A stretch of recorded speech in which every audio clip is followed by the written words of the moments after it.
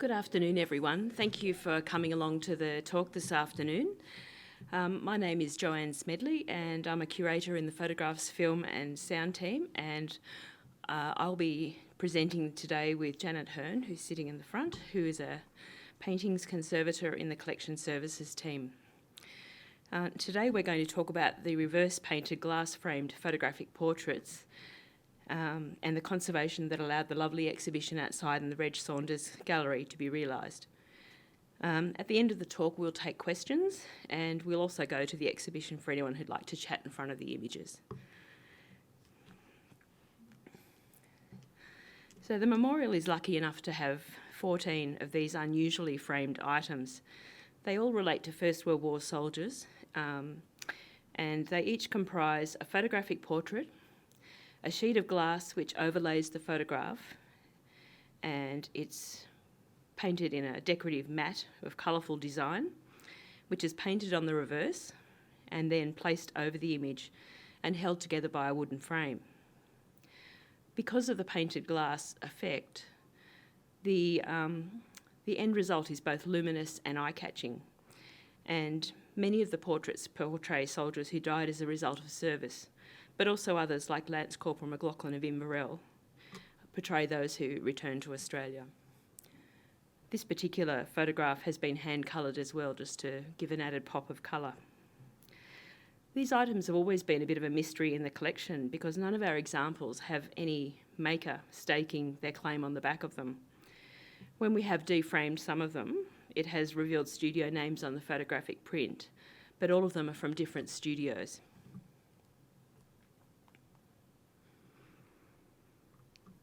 Reverse glass painting has existed for centuries in both Europe, Asia and America.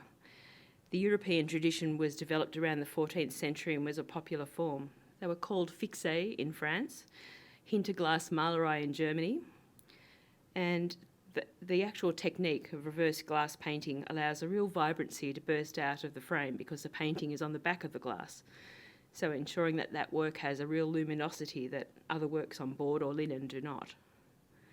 The curious thing about them is that the details or the text must be painted first, gradually adding in the larger areas of colour, which is the complete opposite to the way painting is normally done. You can find examples of this on Pinterest as well. So it's a modern technique. It's still being used today by people who like the technique. We have a couple of examples of reverse glass painting which are not photographic related. We have a tray in our military heraldry and technology collection which dates from the Malayan period. And we also have a current day artwork that was created in 2017 by David Jolly. And I think it's really fascinating that this is a really enduring technique.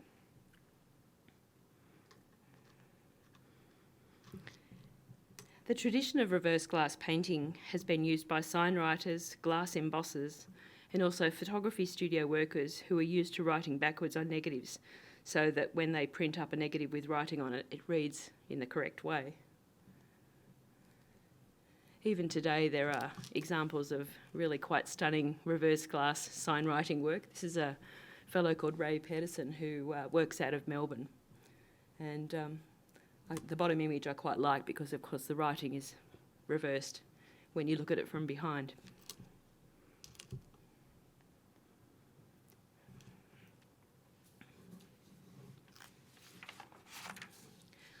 All of the memorials examples are different and created with varying degrees of skill.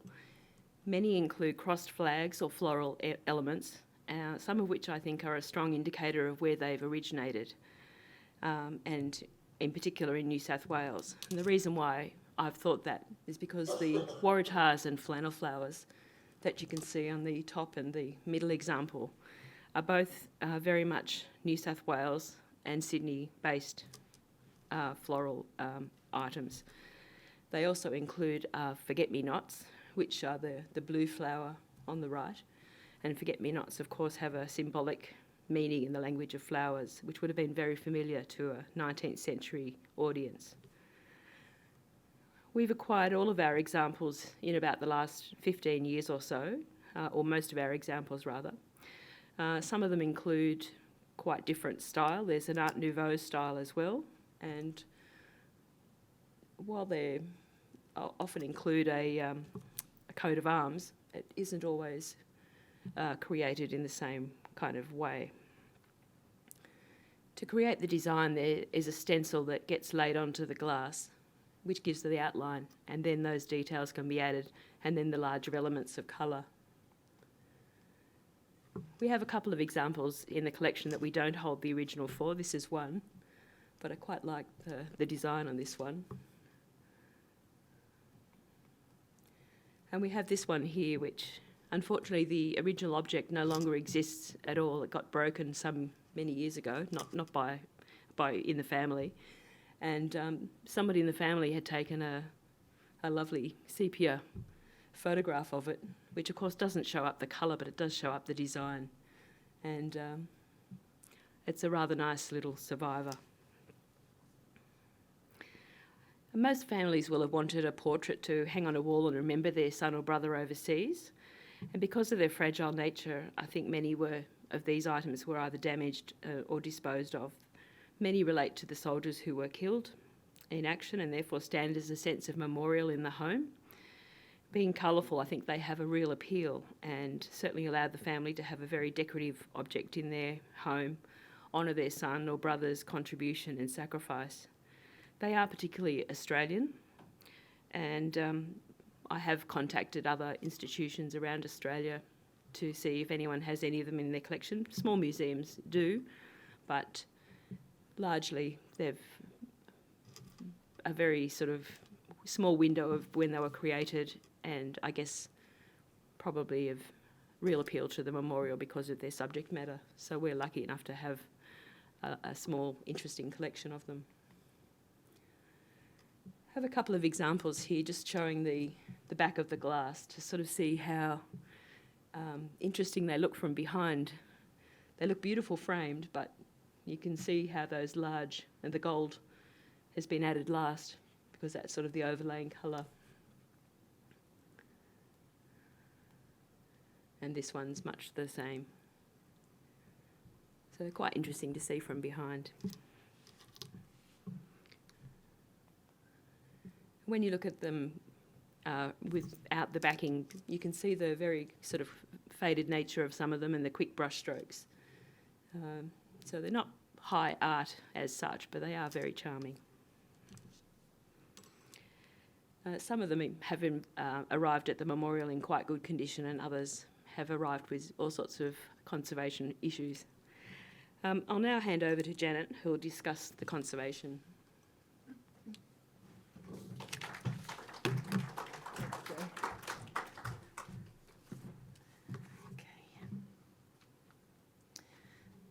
Okay, so thanks, Jo. So my name's Janet Hearn. I'm a paintings conservator, and I work within the broader collection services team to ensure the ongoing preservation of collection items and to enable access to the collection through the preparation of paintings and frames for exhibition and loan. So I was excited, though admittedly a little nervous, to get the chance to work on a number of the reverse painted glass portraits, as they presented many challenges, most obviously associated with the fragility of their glass support. And it's important to note here that there are three distinct components within these objects: the photograph, the painted glass, and the frame, and each with a different set of conservation issues and requirements based upon the materials they are made of. The photographs were treated by the conservators in the paper lab. I worked on 7 of the 13 painted glass components on display, and there are also the frames themselves, and the process of matte cutting and framing required collaboration between paper and paintings conservators, and this was to ensure the photographs and the glass components were housed appropriately, and that's a really important aspect of their ongoing preservation. So today I wanted to mainly talk about the painted glass component of the objects and give you a bit more of an understanding of the objects themselves and the conservation consideration and approaches to getting them ready for exhibition. There was quite a bit of variation in the condition of the 7 painted glasses, and above are some examples of the types of deterioration seen on the objects. Some of the paintings showed active deterioration, most obviously flaking and loss of adhesion between the paint and the glass, which had resulted in visible air pockets and in some cases loss of original paint. There were also cases where other components attached to the painted side of the glass, such as masking tape or paper elements, were detaching and causing separation between the paint and the glass, which was quite obvious when viewed from the front. All of the glass components were quite dirty and required careful cleaning of accumulated grime on both the front as well as in the clear windows where the photograph would ultimately sit.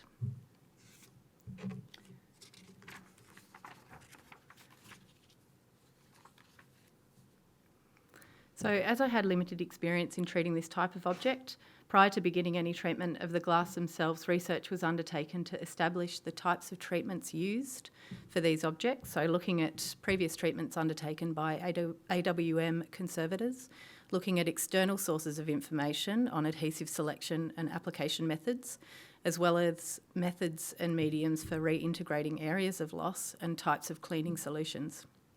And as with all conservation treatment undertaken, thorough photographic and written documentation of the objects before, during and after treatment was essential.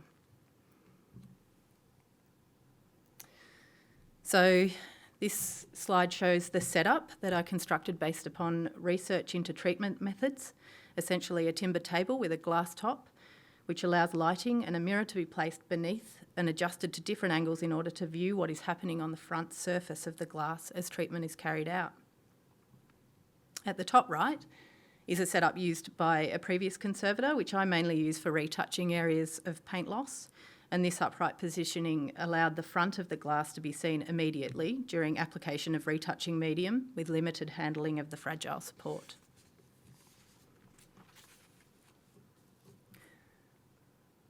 Okay, so this slide shows the glass component for the portrait of William George Hallett. And this glass was really interesting to treat. And you can see in this image the reverse of the glass has different components to consider: detaching masking tape and a very faded, likely silk regimental patch which sits behind the lower section of the tape. It had the largest segments of loss of all the glasses, and thankfully these segments of tape with the original paint attached remained with the object and required reattachment to the glass support to re-establish the image unity. An important aspect of this, and in fact of all the glass treatment, was the selection of an appropriate adhesive based upon a number of considerations. After researching and testing, the adhesive chosen was Aquazole, and that's a water-soluble synthetic adhesive. It has a relatively wide range of solubility, which means it's able to be mixed with various solvents to change working characteristics such as viscosity, drying time and strength. An additional consideration for the adhesive was clarity. Unlike most traditional painting supports, where the adhesive once applied remains hidden, the nature of the reverse painted glass means the adhesive needs to reach the areas at the interface between the paint and the glass, and so potentially remains visible from the front surface. Importantly, Aquazole has a similar refractive index to the glass, so the clarity and transparency of the adhesive closely matches that of the glass.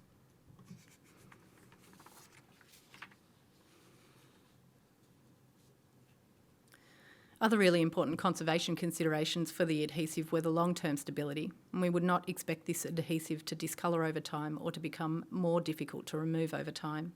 We would expect it to remain reversible and retreatable, so it shouldn't inhibit the application of other adhesives if further treatment of the paint is needed in the future. So to deliver the adhesive into the areas needed, I used a fine brush or syringe for areas which were not easily accessed, for example, beneath paper or tape components. And the success of this particular treatment hinged on the ability to get consistent contact and pressure between the detached paint segments and the glass to bond the two surfaces together. I was acutely aware of the fragility of the support and how to deliver this pressure with soft weights. And this was further complicated by the non-uniform nature of the glass, with imperfections and variation of surface associated with its manufacture. Most were not necessarily flat, and neither was the masking tape, which had also distorted over time. After applying the adhesive, I was able to manipulate the movement of the adhesive with fingertips to correct areas whilst viewing in the mirror, apply the weights, observe if the areas maintained contact, and adjusted if necessary. Often these areas needed more than one application of adhesive, or they were carried out in stages. So here's the before and then the after. So much to my frustration, air pockets did still remain. However, there had to be a balance of achieving good aesthetic integration of large detached or semi-detached areas, but also accepting areas of imperfection and the limits imposed by the object itself.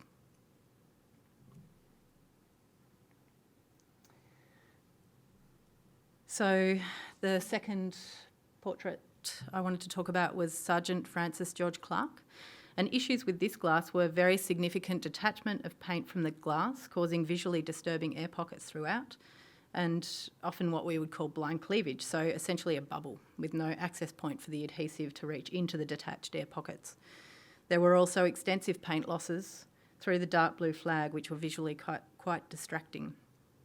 Treatment of this work focused on reducing the appearance of the air pockets, and really focusing on the delivery of consolidant by manipulation of adhesive viscosity and surface tension, or the ability of the adhesive to wick through the paint at times. In terms of losses in the image, smaller losses in background such as surface abrasion were retouched with water-soluble media, generally gouache, which is a matte opaque paint, which remains soluble and easily removed without affecting the original paint layers. Larger expanses of loss through the dark blue flag were not retouched directly onto the glass. Rather, these areas were reintegrated by use of a template made with mylar, which is a clear plastic sheet, essentially. Areas beneath losses were marked out on the mylar and acrylic colour applied and encased within a second sheet and secured in place during the framing process. And the reason behind not retouching directly in this case was due to the extent of the loss and the possibility that the colourant may travel beneath original areas of paint and become difficult to remove in the future. So I have only brushed on some of the challenges here by focusing on two of the glasses. There were many more, too many to go into in this short presentation, and each of the painted glasses presented a really different set of issues which required adaptation of the techniques and materials that I was using. From a conservation perspective, perhaps the most interesting part of all of the treatments was the need to balance the objective of stabilisation and achieving a good aesthetic result with the acceptance of some of the limitations imposed by the object during the treatment itself. Certain types of damage were not able to be fully hidden, nor was it considered necessary to fully hide them. To some degree, imperfections inherent to the object or present as a result of their age and history of past use were accepted as part of their charm as objects. And there was discussion and agreement between conservator and curator about the need to preserve the sense that the objects have had a life outside of museum conditions and that the level of conservation intervention should reflect this. And that's, hopefully I've given you a little bit of an idea of the objects, and yeah, thanks Jo.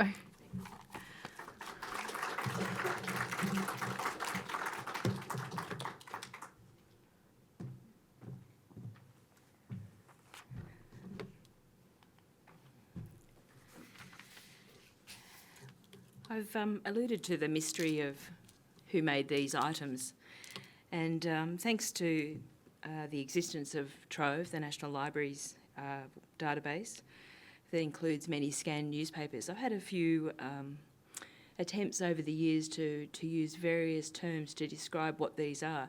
Reverse painted glass framed photographs is quite a mouthful, and I always thought there would be some element of that in the name and in the advertising, but it sort of has been a little bit hit and miss.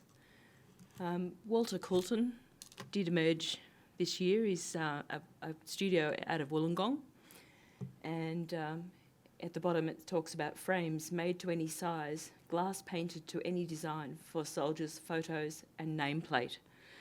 So that's edging to a little bit of a clue, I think.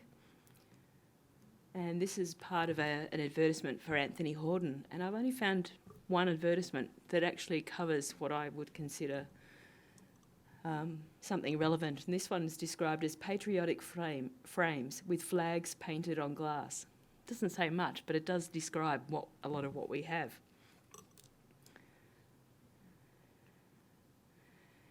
So with the exhibition being up on display, one day I was contacted by one of our visitor services officers who said that he had found a couple of these examples on touring around the Hunter Valley. And I said, I'd love to see some photographs. So he sent me the one on the left, which came from is in the Kandos Museum. And I think it correlates quite nicely with 3 of our examples on the right. Very similar sort of design. You can see that they reference each other. And the interesting thing is that every colour and variation, they're all different in some way. So that was a bit exciting. You can see that there's some cracks in the glass there, and I think that's the inherent problem with these, because they are so fragile. Still beautiful, even with a crack.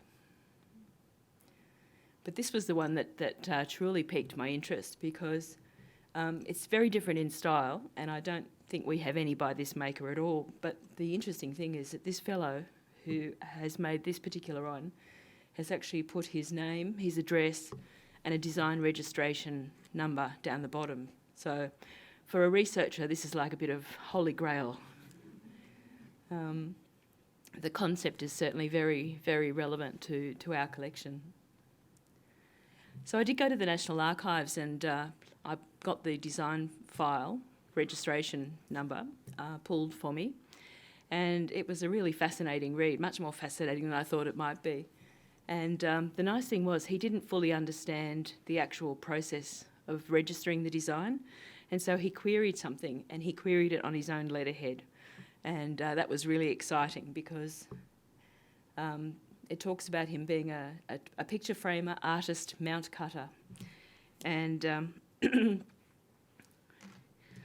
the box on the top right says, war souvenir frames for soldiers' photos, something new, novel and original. The work is painted on the back of the glass and guaranteed not to fade.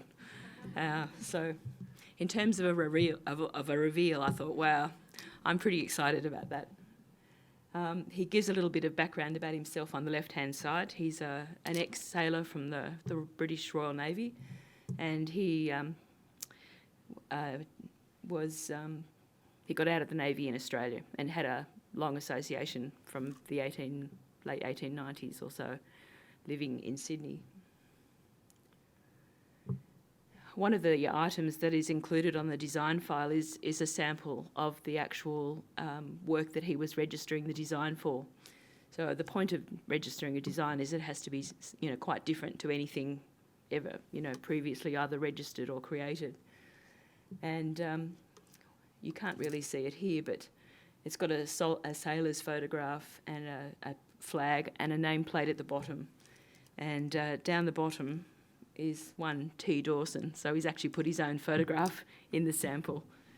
And also a rather large coat of arms, which I don't think has probably appeared on any of the ones that were ever made. But it's still rather charming nonetheless.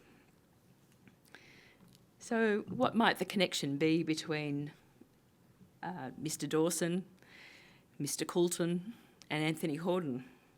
Well, again, thanks to Trove, we've actually discovered that all of them at one point worked for Anthony Horden. Dawson lived in Redfern. Anthony Horden had a framing factory in Redfern. Dawson also was fined for receiving stolen glass from Anthony Horden. A bit earlier than the wartime period, but and in Mr. Coulton's obituary, it also mentions that he worked at Anthony Horden as well. So it's a little bit of a chicken and egg thing. Who designed what? I don't know. I mean, Anthony Horden was a very comprehensive department store in Sydney, and their homewares catalogue is quite amazing, about 15 or 1600 pages or so. I haven't located one for the war years, but I suspect they wouldn't have probably had the wherewithal or the money to register every single thing they ever designed, but because of their size and success, I suspect that all those things have come together in some particular way, which is rather nice. So all these objects were created at a time when patriotism and business really coincided. And I'll just end with a quote from an advertisement by the Crown Studios, which was a very large studio based in Sydney. And wartime, of course, they're particularly encouraging people to have photographs of soldiers taken. Who can stand before that photograph and fathom the thoughts and feelings of the father and mother as they look upon the picture of their hero son? Or who can gauge the subdued pleasure at possession of that picture?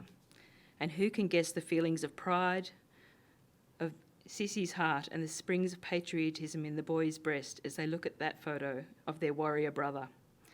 That picture is of more value to the family than all the pictures in the Sydney Art Gallery. That's no small claim. Anyway, I think these objects are quite lovely and unique items. They haven't always survived into the present day. I think, as I said earlier, the memorial is extremely lucky that it has this number of them on display. There is one item which is up in the First World War Gallery on more or less long-term display. So all of the ones that the memorial have are on display in two different locations.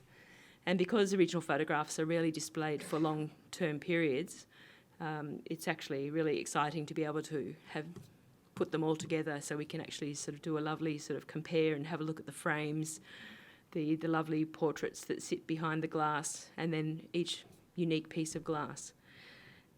So I'd like to end with some acknowledgements and thanks, and hope you've enjoyed today's talk.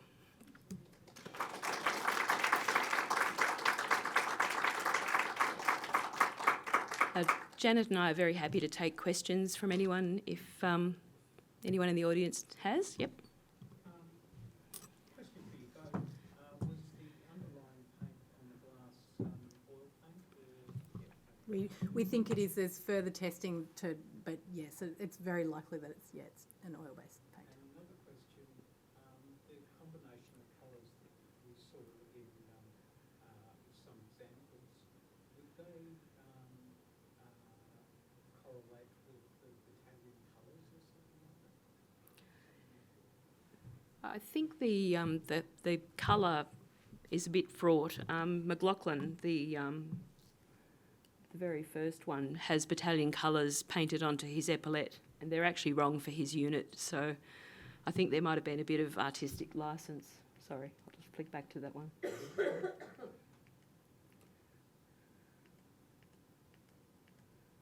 It's right at the beginning, of course. So the brown and green is actually incorrect for his unit.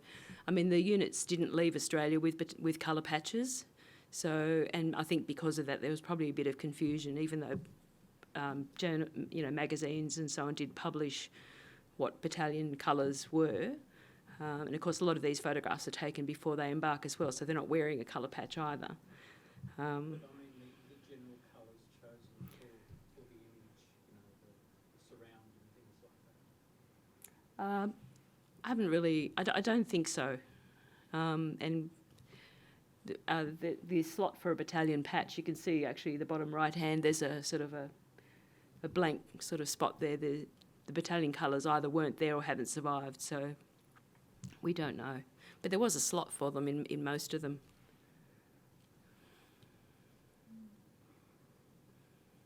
Jo, how many do we have in the collection? And are they recent acquisitions or they've been in the collection for a long time? The question was how many of them in the collection and have we acquired them recently or over time. So we have a total of 14 in the collection.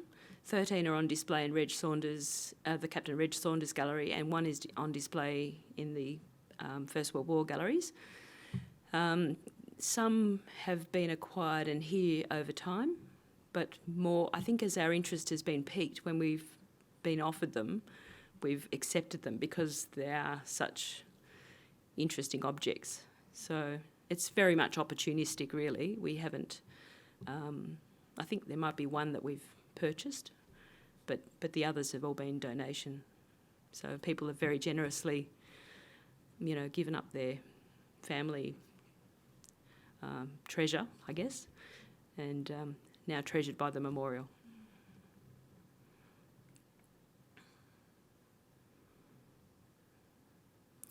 All right, well, I think that might sum up the questions, but thanks very much for your time, everyone.